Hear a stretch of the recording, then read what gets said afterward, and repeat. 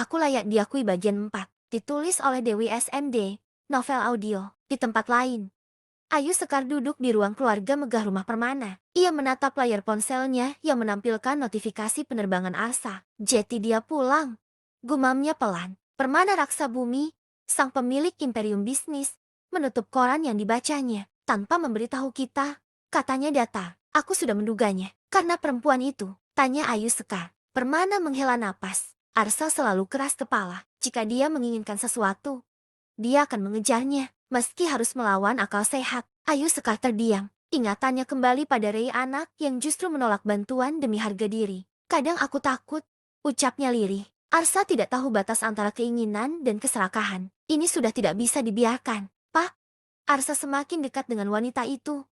Ayu Sekar menoleh ke wajah Permana. Tatapannya penuh kecemasan. Sekarang bukan hanya sebatas fans, tapi sudah berani bertemu secara langsung. Ia melanjutkan kalimatnya. Kita bicara nanti dengan Arsa. Anak itu semakin keras kepala saja. Jawab Permana. Kembali ke restoran. Kamu sadar, kan? Ujar Denia akhirnya. Hubungan denganmu bisa membuatku semakin disorot. Dan juga membuatmu aman. Potong Arsa. Tidak ada yang berani menyerang seseorang yang berada di lingkaran keluargaku. Denia menatap Arsa lama, lalu mengangguk pelan. Baik. Kita lihat sejauh mana kamu bisa menepati janji. Arsa berdiri, mengulurkan tangannya. Aku tidak pernah ingkar. Denia menyambut uluran itu. Jabatannya singkat, dingin, namun syarat kepentingan. Di luar restoran, kamera paparazi mulai mengintai tanpa mereka sadari. Satu foto saja cukup untuk membuka konflik baru antara Rei, Ayu Sekar, dan kekuasaan keluarga Permana Raksa Bumi Group. Berita soal pertemuan Arsa Raksa Bumi dan kedekatannya dengan artis yang tengah diterpa isu membuat dunia jagat hiburan geger. Apalah bagi orang yang tahu siapa itu Arsa. Mereka kembali berspekulasi bahwa Dania sengaja menggandeng Arsa agar mendapatkan perlindungan. Ada juga yang mencemooh Arsa dan keluarga besar Permana Raksa Bumi. Kalau ternyata keluarga besar itu tidak seberharga pandangan orang, dan hal itu membuat Permana juga Ayu Sekar marah. Arsa, Mama mau kamu pulang sekarang juga. Pesan singkat yang dikirim Ayu Sekar kepada Arsa menunjukkan kemarahan. Arsa menatap layar ponselnya lama. Rahangnya mengeras.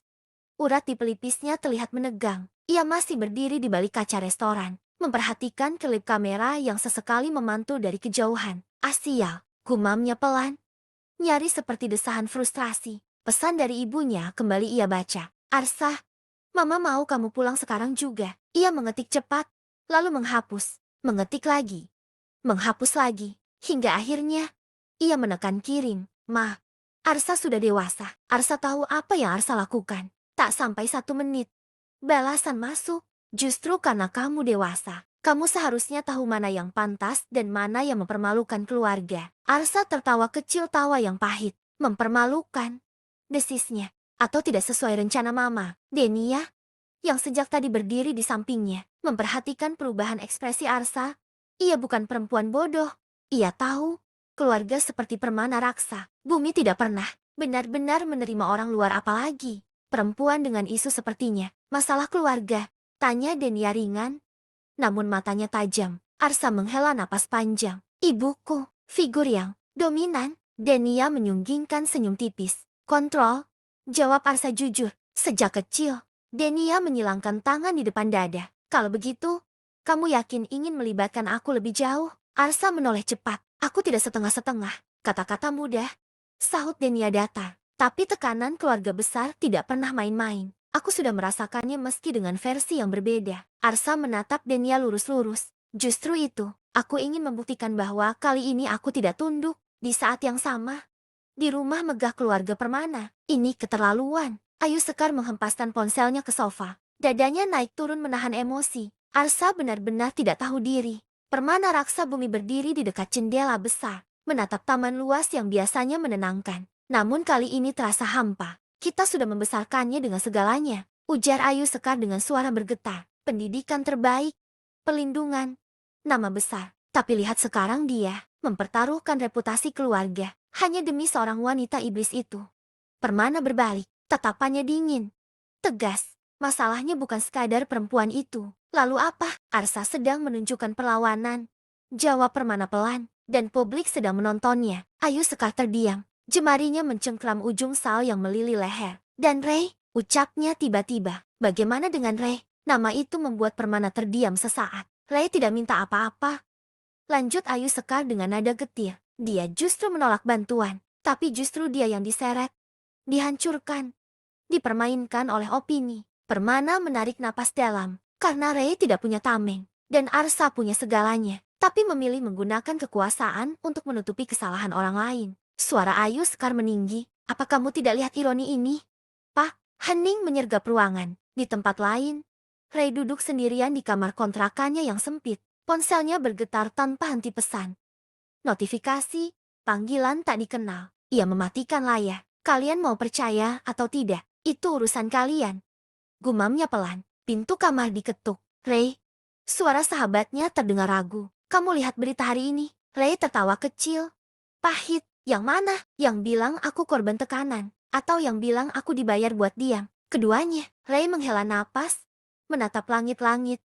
Lucu ya. Aku bicara jujur. Salah? Aku bicara tidak jujur juga salah.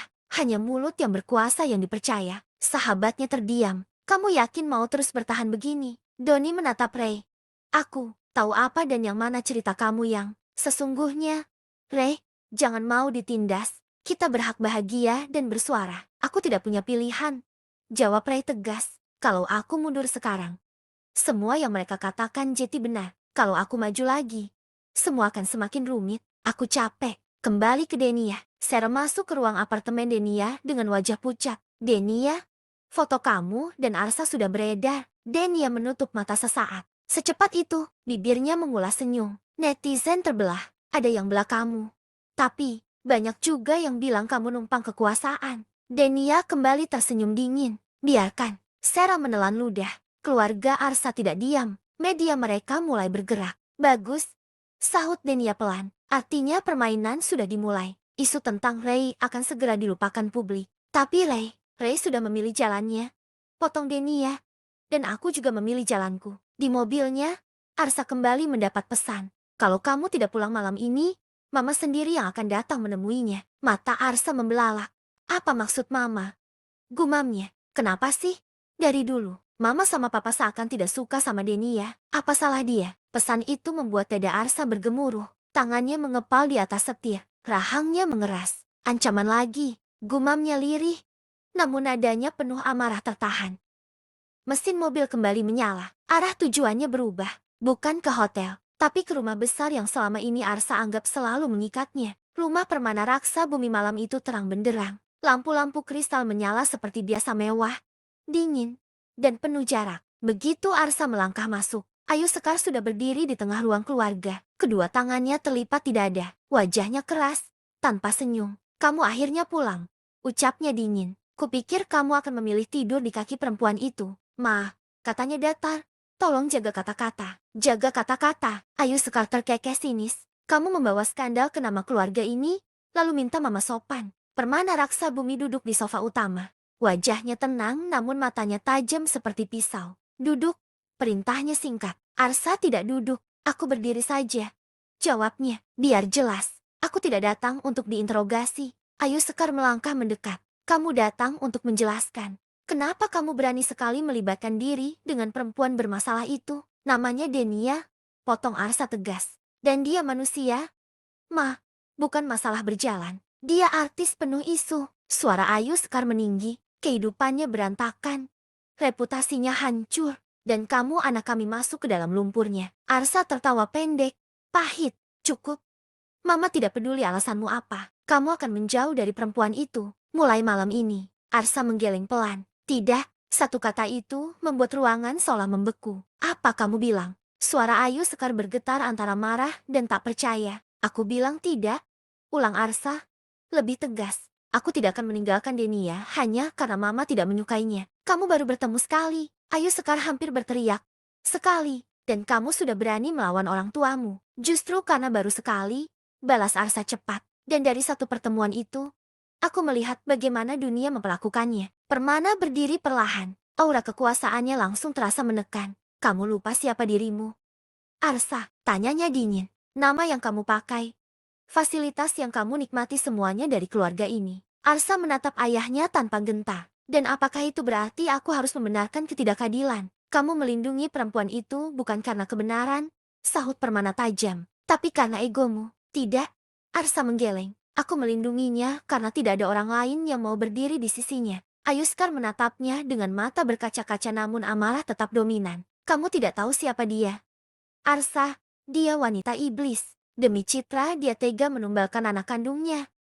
Ayu, Sekar menatap tidak percaya. Apa yang selama ini ia takutkan seperti sudah menunjukkan di jalannya. Kamu mau jadi pahlawan, ucapnya sinis. Atau kamu hanya ingin membuktikan bahwa kamu itu hebat. Arsa menghela napas panjang. Aku ingin membuktikan bahwa aku punya pilihan. Pilihanmu menghancurkan keluarga ini. Bentak Ayu Sekar.